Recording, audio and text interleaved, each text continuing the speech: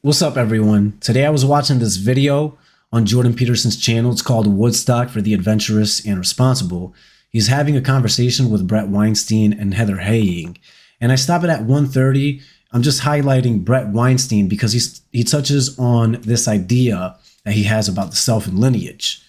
So I'm going to go ahead and play this video because it dovetails really well with the concept or the idea or the knowledge, I would say, that consciousness is the ground of reality. I'll go ahead and play this video and I'll add some commentary at the end of it, kind of putting full circle what it is that I believe and why it aligns with what Bret is claiming. The ancients had no idea about genes. They couldn't, nor would it have helped them to. They don't understand that they are suffering from a kind of delusion, which is about the significance of self. Self is a very temporary instantiation of lineage. Evolution does not care about the self because the self is disposable. The lineage either continues or fails to continue, and evolutionary success is not how much you reproduce. It's how far into the future your lineage is capable of making. So that's the story of Abraham, by the way. You're telling me. Yeah. Okay. So here's my point. Is heaven real?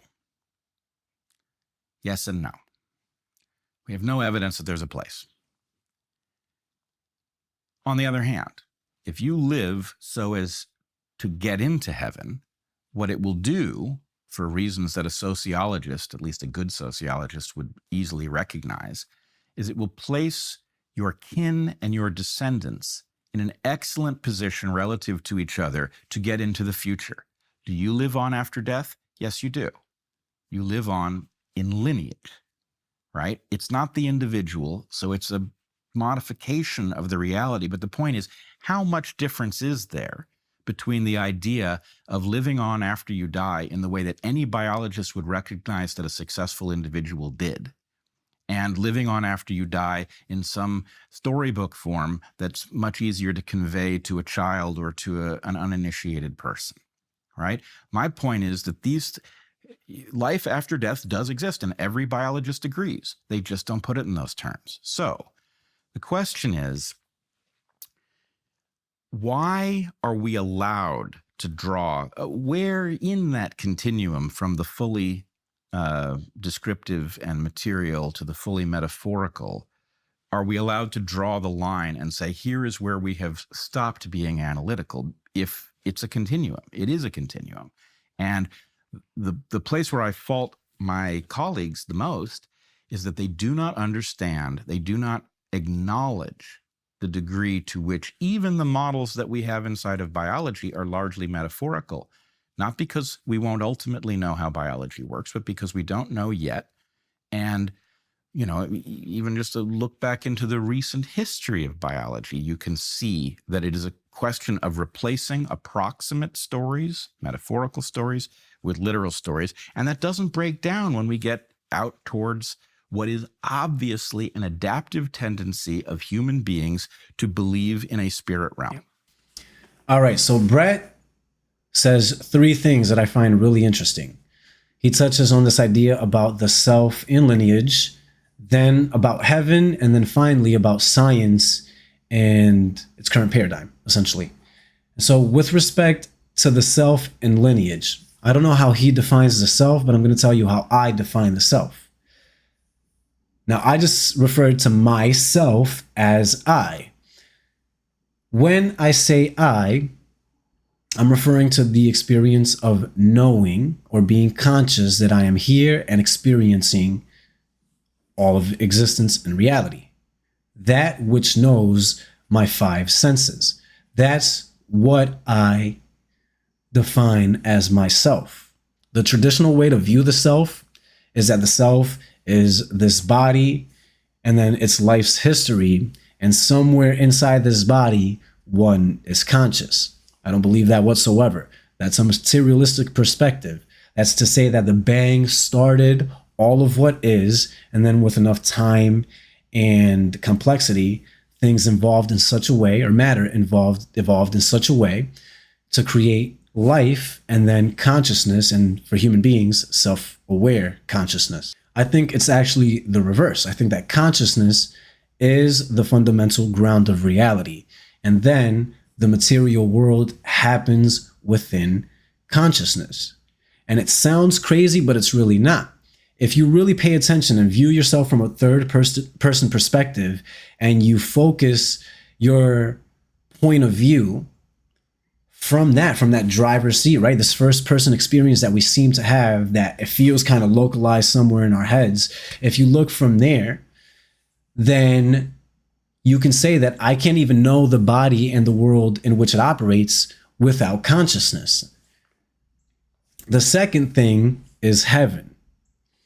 The reason why I think that consciousness is essentially God's presence in our life, right? The knowledge that I am is God's presence in my life, because God is the only one that can know anything. And so I borrow consciousness from God, or this limited self and body that I have now, right? The reason why that blends well with his idea of heaven is because I think he's right. With all respect to Christianity and every other religion, I was once cradle Catholic. Like Michael Knowles says, I was baptized and my family is culturally Catholic. They're not really practicing. And if Christianity is the truth, then I will completely revert.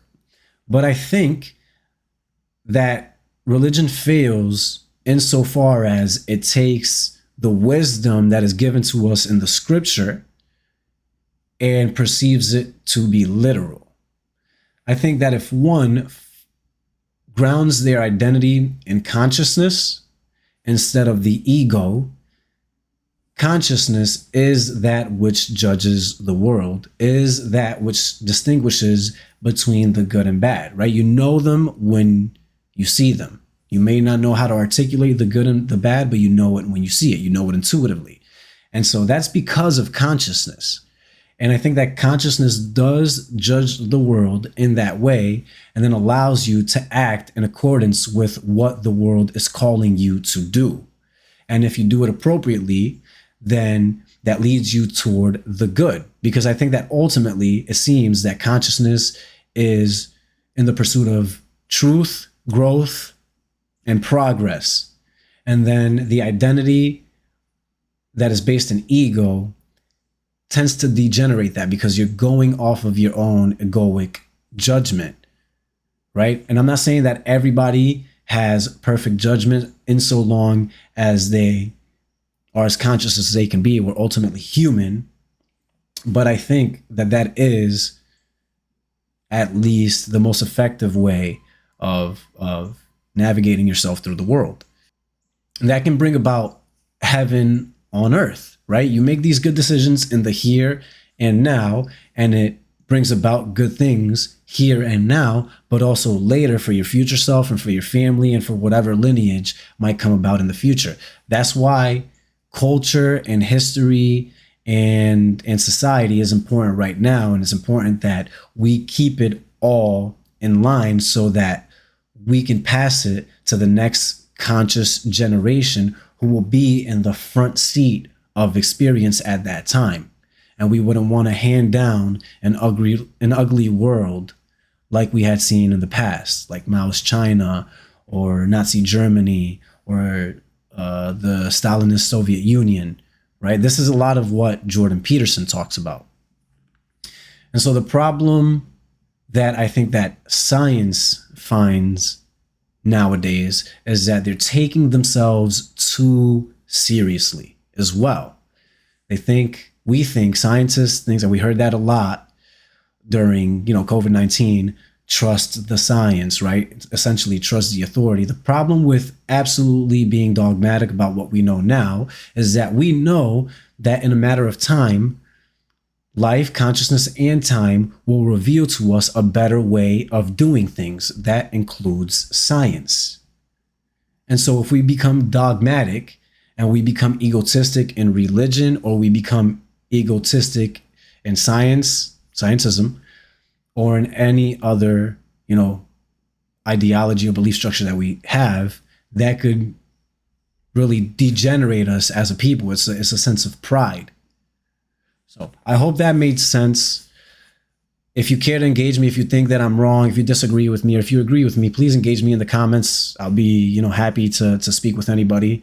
One final thing, if you happen to watch this video, you're going to see that Bret Weinstein talks about this event that he's hosting, and it's actually tomorrow. I'm planning on driving out from Connecticut to Washington, D.C., where the event will be held. It's going to be from noon to 7.